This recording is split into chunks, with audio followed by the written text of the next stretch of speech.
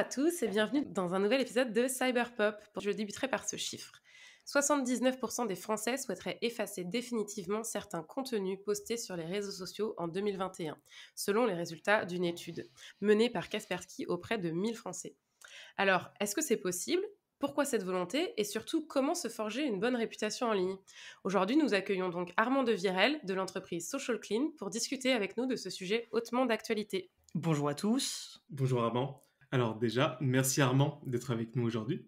Est-ce que tu peux te présenter s'il te plaît et nous en dire davantage sur ton parcours et sur l'activité de Social Clean s'il te plaît? Oui, avec plaisir. Donc bonjour à tous. Merci Noémie, merci Amine pour l'invitation. Nous sommes ravis de pouvoir nous associer avec Kaspersky pour ce podcast. Comme vous l'avez dit, je suis l'un des cofondateurs de Social Clean. Aujourd'hui, on travaille à Station F. Social Clean, en une phrase, c'est tout simplement une solution simple et efficace de gestion de sa réputation en ligne. Alors, on a développé un outil basé sur l'intelligence artificielle qui permet d'identifier les contenus sensibles de nos utilisateurs sur leurs réseaux sociaux. On a commencé à s'intéresser à ce sujet pendant nos études, suite à différents scandales médiatisés. Et de là, nous avons pris conscience de l'impact que pouvait avoir la réputation en ligne sur nos vies tant personnelles que professionnelles. De là est né Social Clean, il y a près de 2 ans maintenant. Merci beaucoup. Du coup, première question qui découle de tout ça, est-ce qu'il est possible ou pas de supprimer un contenu sur les réseaux sociaux ou sur Internet de manière générale ? Tout à fait, c'est effectivement possible, et j'ai envie de dire heureusement qu'on peut supprimer du contenu. Après, on ne peut pas supprimer n'importe quel contenu. Dans un premier temps, sur les réseaux sociaux, tout ce qu'on a généré, ou tout ce qui est présent sur nos réseaux sociaux, sur nos profils, on peut le supprimer. On peut le faire disparaître du profil. Ce ne sera plus visible par qui que ce soit. Sur internet, c'est un peu différent. Dans certains cas, c'est possible de faire supprimer, du contenu, mais le plus simple, j'ai envie de dire que ça va être de faire déréférencer un contenu. Très clair, merci. Alors Kaspersky a publié un rapport à ce sujet qui s'appelle le droit à l'oubli. Est-ce qu'on peut considérer que ce droit existe vraiment sur Internet et qu'est-ce qu'il signifie véritablement en pratique? Le droit à l'oubli, c'est directement lié à la réputation en ligne. C'est-à-dire, le résultat affiché, quand on tape le prénom et le nom d'une personne, dans le moteur de recherche et qu'on lance une recherche.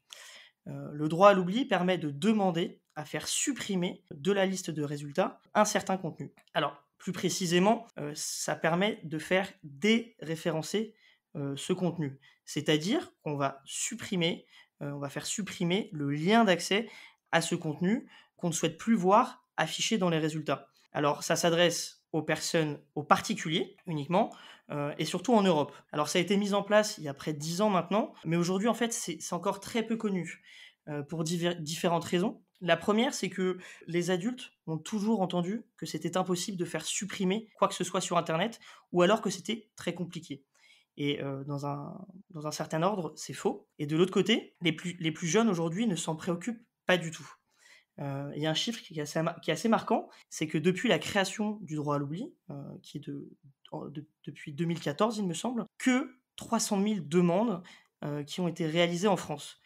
C'est un tout petit chiffre qui montre la méconnaissance de ce sujet et surtout de ce formulaire, puisque c'est un formulaire qu'il faut remplir pour pouvoir supprimer, enfin déréférencer un contenu. Surtout qu'en fait, ce droit à l'oubli a un taux de réussite qui est supérieur à 50%. Il faut considérer que ça existe vraiment et qu'il y a un vrai besoin de sensibilisation et de prise de conscience du grand public par rapport au droit à l'oubli. Surtout que c'est une solution, enfin c'est une démarche, pardon, qui est plutôt facile, un court questionnaire à remplir et qui a un taux de réussite plutôt élevé.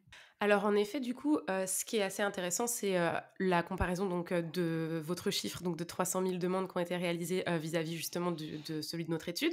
Donc de, quasiment, 8 Français sur 10, qui aimeraient, supprimer un contenu publié ne serait-ce que l'année dernière. Il semble que du coup la plupart, n'aient pas réalisé, la demande. Ce qu'on rencontre aujourd'hui surtout, c'est que presque tout le monde, en 2022, aujourd'hui tout le monde quasiment, toutes générations confondues, ont accès aux réseaux sociaux et ont ou alors ont eu à un moment donné un profil sur au moins une des plateformes ou en tout cas un blog, quelconque site où il fallait vraiment créer, on va dire, un profil. Vous l'avez mentionné, cette visibilité tant dans l'espace personnel que professionnel peut avoir des bons comme des mauvais côtés. Et aujourd'hui, justement, donc dans la même étude qu'on a réalisée, on voit que 57% des cadres français portent des jugements négatifs en allant consulter, par exemple, les réseaux sociaux de leurs collègues ou d'une future recrue. Un Français sur 4 indique même connaître une personne qui a souffert ou pâti dans le cadre de sa carrière d'anciennes publications publiées sur les réseaux sociaux.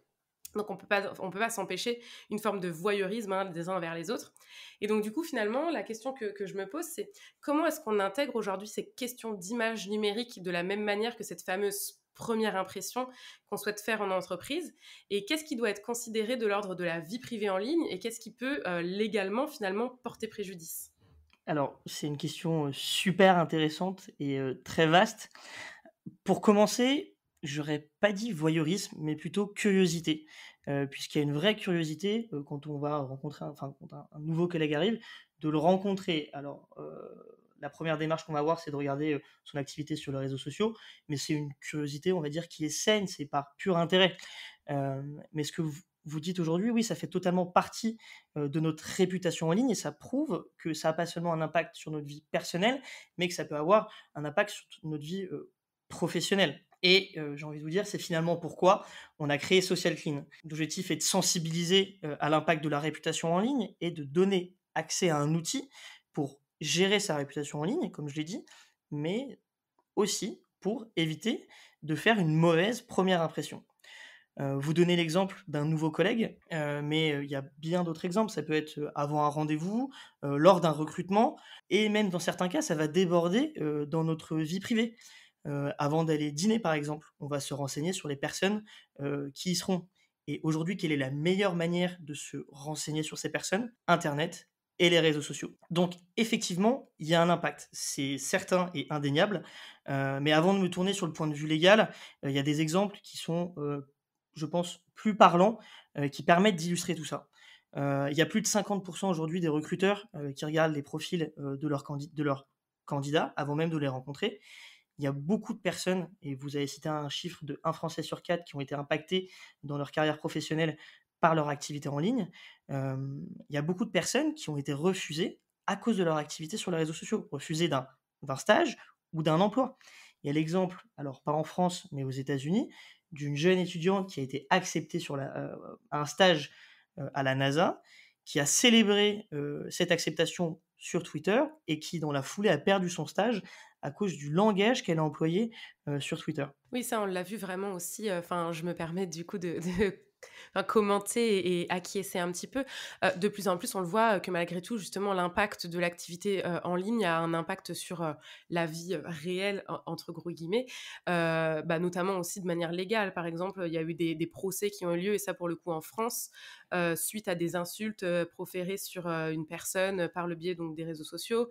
On a vu aussi dans le cadre de, c'est un peu plus sur la partie divertissement, mais dans le cadre de émissions, par exemple de télé-réalité, je pense à The Voice, des candidats qui sont évincés parce que il y a plusieurs années, ils ont eu des propos choquants ou insultants envers certaines personnes. Et donc finalement, aujourd'hui, justement, il y a cette question de l'impact. Et donc on en revient à cette question de la loi, justement. Mmh. Légalement, est-ce qu'aujourd'hui, donc bien entendu, lorsqu'il s'agit de questions justement véritablement donc d'insultes, comme on a pu le constater, là, on peut comprendre bien entendu cette question légale. Mais quand il s'agit simplement justement de, dans le cadre de la NASA que vous mentionniez, ou simplement, on va dire, d'une mauvaise impression, parce que, je sais pas, photo de fête, ivresse ou ce genre de choses, est-ce que légalement une entreprise a le droit de mettre fin au contrat de quelqu'un à cause de sa réputation en ligne? Alors, légalement, aujourd'hui, une entreprise et plus précisément, par exemple, un recruteur, n'a pas le droit d'aller se renseigner sur l'activité personnelle, donc sur les réseaux sociaux de son candidat. Dans les faits, comme je vous ai dit, il y a plus de 50 des recruteurs qui admettent le faire et c'est uniquement ceux qui admettent, qu'ils le font. Il y a d'autres chiffres, il y a différentes enquêtes, mais à chaque fois, le chiffre est supérieur à 50 et en fait, on n'a aucun motif à donner lorsqu'on ne souhaite pas engager quelqu'un.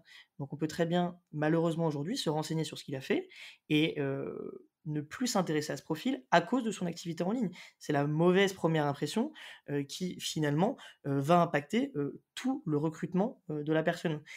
Il y a un autre cadre légal qui est une fois qu'on est en entreprise. Une fois qu'on est en entreprise, on peut aujourd'hui malheureusement aussi, se faire licencier à cause de notre activité en ligne. C'est sur des cas précis, mais plusieurs procès récemment, procès basés sur des licenciements avec comme justificatif des éléments, des publications sur les réseaux sociaux. Ces procès ont été gagnés par les entreprises qui avaient licencié leurs employés. Donc en fait, il y a un cadre juridique qui est flou, puisque même dans certains cas, leurs comptes étaient en privé, donc les comptes des employés étaient en privé, mais le flou entre le privé et le public sur les réseaux sociaux et même sur internet, étant si important que même le cadre juridique en devient flou. Mais aujourd'hui, on va dire, la justice a donné raison à plusieurs reprises à l'employeur avec des preuves qui provenaient, majoritairement, des réseaux sociaux. Je pense qu'il y a un vrai sujet autour de notre moi digital et notre moi réel, et comment est-ce que finalement Internet, nos activités en ligne, c'est simplement une extension de nous-mêmes, et qu'imaginer qu'il y aurait une genre de frontière imperméable entre les deux, c'est un peu illusoire, ou c'est mal comprendre véritablement les vrais enjeux du digital et comment est-ce que les deux univers communiquent. Et comme tu disais, il y a énormément d'entreprises qui peuvent pénaliser des salariés pour leur comportement affiché en ligne. Là, je pense spontanément à l'affaire, par exemple, du slip français d'il y a quelques années. Dernièrement, on a eu également un footballeur qui a laissé diffuser des vidéos de lui maltraitant un chat et qui s'est vu pénalisé de façon lourde et également perdre un certain nombre de sponsors. Donc il y a véritablement un enjeu de maturité, de compréhension que ces actions vont avoir des répercussions. Et les entreprises, finalement, d'une certaine manière, on peut également les comprendre parce qu'elles sont éclaboussées aujourd'hui dans un monde 2.0 où la conversation et la viralité est au centre de l'expérience digitale. Il y a un enjeu d'image et le salarié est d'une certaine manière l'ambassadeur d'une marque, qu'il le veuille ou non. Et donc, il y a une forme de responsabilité à prendre. On est un peu plus que soi-même finalement aujourd'hui quand on s'exprime en ligne. Je suis totalement d'accord avec toi, Amine. Cette phrase de les employés, les collaborateurs sont les premiers ambassadeurs de leur marque ou de leur entreprise, c'est une phrase que j'adore. C'est ma baseline quand je discute avec des gens. Cependant, j'aime bien nuancer nos propos sur les réseaux sociaux, puisqu'en fait, c'est une vraie mine d'or et il y a un vrai potentiel avec les réseaux sociaux. Mais il faut que ce soit utilisé à bon escient. Donc, nous, on a tendance à dire chez Social Clean, dans notre démarche de sensibilisation et de formation, qu'il ne faut pas disparaître des réseaux sociaux, et très loin de là. Au contraire, nous, on encourage dans un premier temps à faire un bilan sur sa réputation en ligne, et c'est vrai, parce que c'est important, parce qu'on a posté des choses dans le passé qui peuvent nous rattraper quelques années plus tard. Mais de l'autre côté, on encourage les personnes à créer du contenu, mais créer du contenu positif, engageant et on va dire qui soit interactif et pertinent pour la personne. Ça permet qu'elle se mette en avant sur les réseaux sociaux. Et dans un deuxième temps, ça met en valeur l'image de marque et ça renforce l'image de marque. Et aujourd'hui, c'est des sujets qu'on voit beaucoup passer sur LinkedIn, par exemple, le sujet du personal branding. Et je pense aujourd'hui que c'est clé et qu'au contraire, il ne faut pas du tout s'éloigner des plateformes des réseaux sociaux, mais qu'il faut prendre du recul sur ce qu'on publie et prendre conscience de l'impact que ça peut avoir. Et l'impact n'est pas uniquement négatif, il peut aussi être positif. Et justement, si on veut rentrer un petit peu dans les détails, donc à la fois des conseils, hein, que vous prodiguez chez, Social Clean, mais aussi de comment vous travaillez. Est-ce que vous pouvez nous parler un peu de la majorité finalement des cas que vous traitez? Enfin, quelques exemples de demandes de clients, enfin sans les citer, hein, bien entendu, mais on a tendance à se dire, enfin quand on a réalisé notre étude aussi, quand on a posé la question par exemple aux Français de ce qu'ils aimeraient supprimer sur un réseau social. Bien sûr, parfois il y a le cas de, en effet, une prise de position, des posts qui auront pu être réalisés dans un état d'ébriété qui sont gênants, mais finalement dans la grande majorité des cas, c'est une photo sur lesquelles ils ne se trouvent pas à leur avantage. Donc est-ce que dans votre cas, vous avez un petit peu des exemples finalement de ce qu'on vous demande? Oui, alors totalement. Nous, comme je l'ai dit, on intervient auprès des entreprises et des écoles dans un premier temps. Donc on sensibilise par des conférences, des ateliers ou bien même grâce à notre e-learning qu'on a mis en place sur l'impact de la réputation en ligne, mais aussi du personal branding. Et dans un deuxième temps, comme j'ai dit, on a notre outil qui permet de détecter des contenus, un outil basé sur l'intelligence artificielle qui identifie ce qui pourrait nuire à la réputation en ligne d'un utilisateur. De l'autre côté, on s'adresse aussi aux particuliers. On a surtout des étudiants, des personnes en recherche d'emploi, ou même des cadres ayant de la visibilité. On va prendre l'exemple d'un étudiant avant son premier stage ou même avant son premier emploi. On va prendre des personnes en reconversion professionnelle ou des collaborateurs qui, d'un coup, vont prendre de la visibilité. L'objectif pour nous est d'accompagner toutes ces personnes dans la modification dans un premier temps ou la suppression de ces contenus. Vous dites qu'aujourd'hui, il y a une majorité des personnes qui veulent supprimer des contenus là où ils ne se trouvent pas à leur avantage, mais en réalité, c'est parce qu'ils pensent à ces contenus. Aujourd'hui, je sais par exemple qu'il y a une photo que j'aime pas forcément sur un des réseaux sociaux, mais je ne sais, j'ai oublié ce que j'ai publié il y a 5 ou 10 ans. Et comme vous, très certainement, Amine ou Noémie, vous avez pu oublier les contenus que vous avez publiés il y a quelques années. Et en fait, ce qu'on permet, nous, c'est de prendre conscience et de retrouver des contenus qu'on a publiés il y a très longtemps et qu'on a oubliés. Et à chaque fois, c'est des contenus sur des insultes, des références à l'alcool, à la drogue, des prises de position sur des sujets très sensibles et pas uniquement ou plus uniquement des photos où on ne se trouve pas à son avantage. Chez Kaspersky, on s'est intéressé à cette question du droit à l'oubli et de la réputation en ligne, et c'est notamment parce qu'on accorde une forte importance à ces questions de sécurité numérique et d'hygiène numérique. Et concrètement, on estime que le numérique est un atout formidable, à condition que ce soit bien maîtrisé. Et cela concerne en fait la cybersécurité à la fois technique, comme on aime l'appeler, et l'utilisation des solutions technologiques, mais cela intègre surtout des questions également de sensibilisation et de pédagogie, ce que tu mentionnais. Et donc ces enjeux de sensibilisation et de formation de bonnes pratiques, concrètement, nos études nous permettent aussi d'adresser les sujets en fonction du besoin. Dans celle-ci, un sujet qui nous a interpellés, c'est que 23% des individus interrogés indiquent n'avoir que faire du devenir de leurs informations confidentielles de leur réseau après leur mort.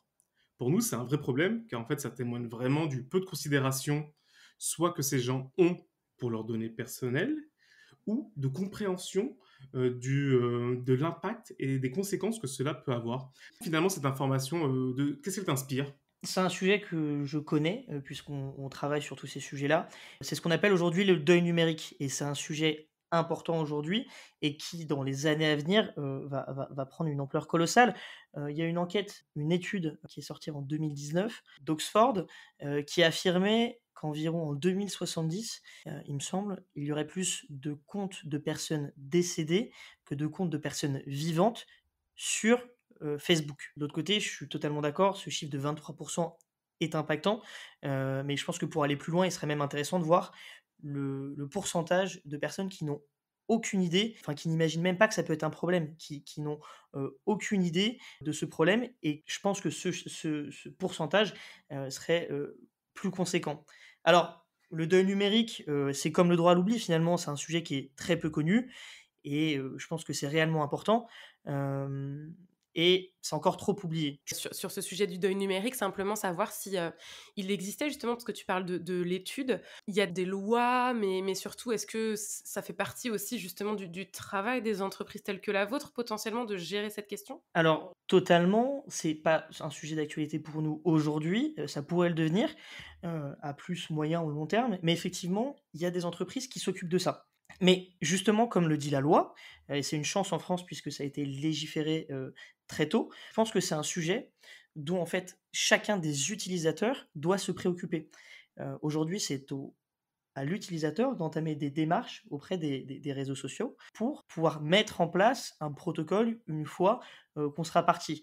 Et en réalité, en fait, c'est très facile. La France a, comme j'ai dit, légiféré sur ça. Donc, on a des outils sur chacun des réseaux sociaux qui nous permet en quelques minutes de désigner quelqu'un pour, au moment où on ne sera plus là, avoir un administrateur de notre compte qui aura la main sur nos données, en fait, et nos comptes pour pouvoir les clôturer ou les transformer en commémoration. Et je pense qu'en fait, réellement, c'est pas du tout un sujet. Faut vraiment se concentrer sur l'utilisateur aujourd'hui, et c'est une conscience qu'il faut prendre. Et dans votre rapport et nous dans nos démarches, c'est d'informer l'utilisateur et de leur donner les clés pour qu'ils puissent agir de leur côté. Et finalement, en plus, que ça ne leur coûte rien aujourd'hui, puisque c'est très facile et c'est facilité par les plateformes de réseaux sociaux. Merci Armand. Alors, une autre info intéressante dans notre rapport, pardon, on apprend que 30% des personnes interrogées admettent ne pas avoir le contrôle complet des données qui les concernent en ligne. Que t'inspire ce chiffre? De mon côté, je pense véritablement que la réalité est bien plus élevée et qu'il existe forcément un décalage entre la maîtrise que les gens pensent avoir de la confidentialité des données et de la réalité. Oui, mais je suis totalement d'accord, Amine. Je pense que la différence est même conséquente, mais il suffit de prendre quelques exemples. Aujourd'hui, parler de confidentialité sur les réseaux sociaux et de la limite privée-publique. C'est de la donnée aujourd'hui, tout ça. Et aujourd'hui, il y a beaucoup de personnes qui se disent être en privé et se sentent rassurées vis-à-vis de l'utilisation de leurs données et de ce qui en est fait, puisqu'aujourd'hui, tout ce qu'on publie sur les réseaux sociaux, finalement, c'est de la donnée. Mais quelqu'un qui a un profil sur un réseau social en privé, mais avec 1000 amis, on dépasse la sphère privée, puisque 1000 amis, c'est très compliqué de les connaître tous. On ne sait pas ce qu'ils font avec les contenus qu'on peut publier.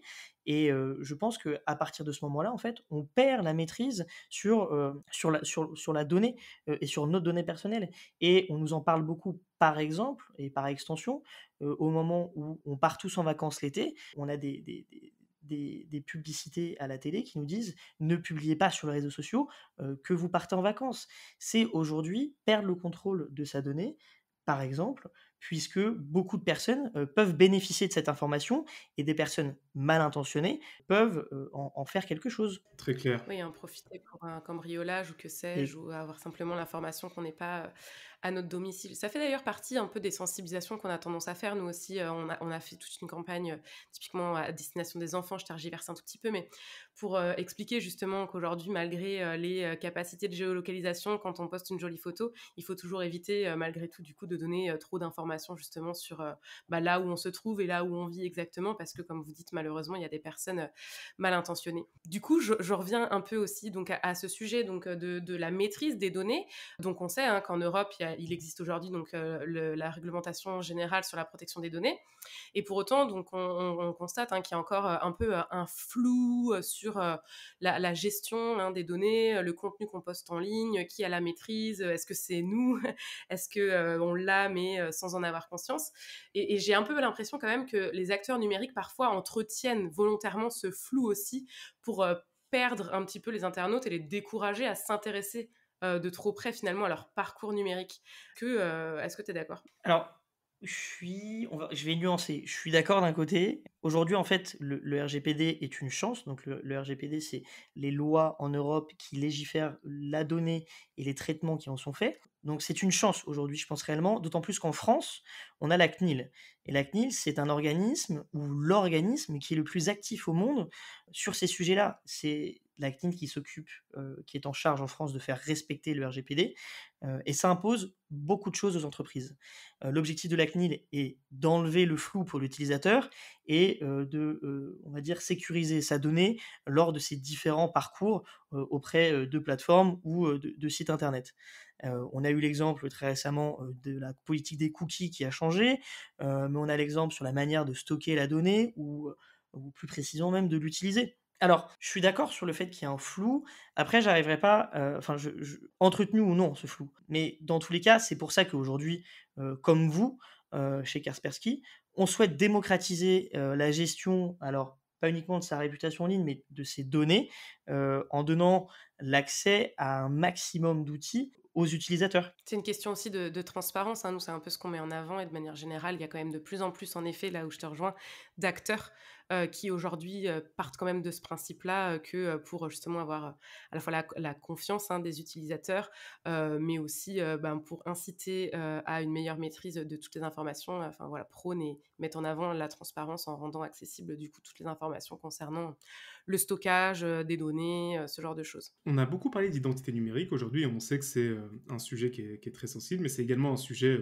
qui comporte son lot d'innovation. C'est difficile de faire l'impasse sur le principe de l'identité décentralisée, qu'on appelle également l'identité souveraine. Donc pour les auditeurs qui ignorent un petit peu de quoi il s'agit, en quelques mots, c'est un système universel qui a pour objectif de simplifier l'authentification des utilisateurs en se basant sur la blockchain. En fait, en d'autres termes, imaginez pouvoir désormais naviguer sur Internet sans avoir de login ou de mot de passe à renseigner sur les sites que vous visitez. Ce serait un genre d'Internet où l'authentification serait basée à la fois sur votre identité numérique propre, stockée sur une blockchain, et ça vous éviterait de disperser vos données personnelles partout sur le web. Beaucoup d'entreprises travaillent dessus, on en est vraiment au début, à voir comment tout ça va se développer dans les prochains mois, prochaines années. Comme on est encore sur le sujet de l'innovation, en fait, depuis plusieurs mois, je pense que vous avez tous, on a tous été un peu spectateurs du développement d'un certain nombre de concepts ou de promesses autour du métaverse et du Web3. Et avec un potentiel développement, une adoption forte de ces nouveaux outils, penses-tu, Armand et toi Noémie, que la réputation en ligne aura encore plus d'importance dans ce nouveau concept, dans ce nouveau contexte, pardon? Effectivement, je pense que c'est des super sujets, hein, ces innovations. Ils ont vocation, en fait, à lier encore plus notre vie, entre guillemets «réelle» et notre vie en ligne, notre activité en ligne. J'ai cru comprendre qu'il serait, bientôt, par exemple, possible, de commander son dîner dans le métaverse et d'être livré chez soi directement. Donc en fait, on peut facilement imaginer que notre réputation en ligne aura une place encore plus importante dans nos vies quotidiennes, à moyen ou long terme. Alors en revanche, on n'en est pas encore là, mais il est certain qu'il vaut mieux adopter, les bonnes pratiques tout de suite, j'ai envie de dire, sur son activité en ligne, plutôt que de se réveiller une fois les problèmes arrivés, une fois que ce sera finalement trop tard. Tout à fait. Parce qu'on est véritablement sur des territoires un peu nouveaux, clairement. Et donc, il y a un peu cette image de Far West associée au métaverse. Et comme tu le disais, à mon sens, il y a un véritable travail de pédagogie à faire de suite parce que les comportements, les prises de parole, les positionnements actuels sur le métaverse pourront avoir des impacts et des conséquences dans plusieurs années au même titre que ce qu'on peut observer quand des personnes vont dénicher des anciens tweets. Donc finalement, il faudrait imaginer que toute la maturité que le Web 2.0 nous a apportée puisse être également réexploitée dans ce Web 3 et non pas imaginer un grand reset. Je ne sais pas ce que vous en pensez.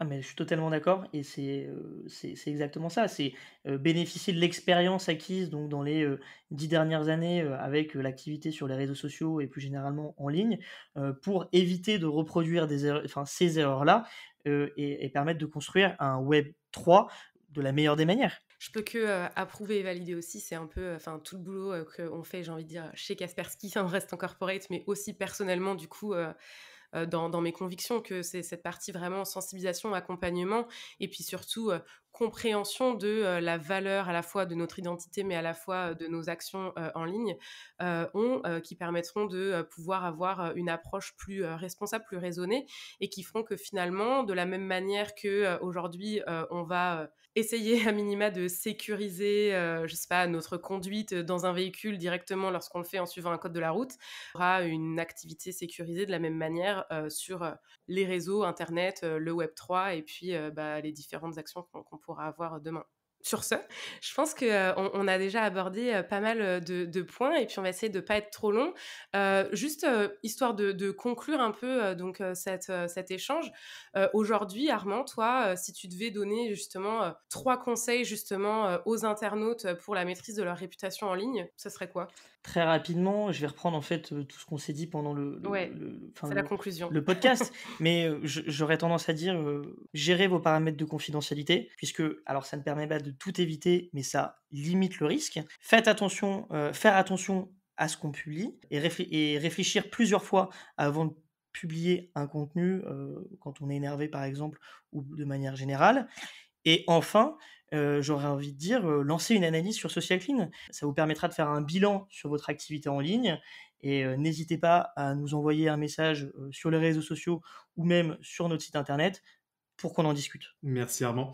Si vous avez des questions sur les enjeux liés à la confidentialité, Kaspersky vous met à disposition gratuitement le Privacy Checker qui vous permet de pouvoir apprendre davantage sur tous vos niveaux de confidentialité en fonction de différentes plateformes. Je vous laisserai regarder ça en ligne, vous allez voir, c'est un super outil. Et en conclusion, de toute façon, il faut se dire qu'aujourd'hui, il y a tout un tas à la fois experts, que ce soit Social Clean ou même du coup des éditeurs de cybersécurité tels que nous, qui peuvent se mettre à disposition aussi justement pour à la fois accompagner et aider justement à comprendre la valeur des données et puis surtout potentiellement à un petit peu faire le tri dans tout ce qu'il y a en ligne. Donc n'hésitez pas non plus et puis réfléchissez avant de poster. Merci Armand et à très bientôt pour un nouvel épisode de Cyberpop.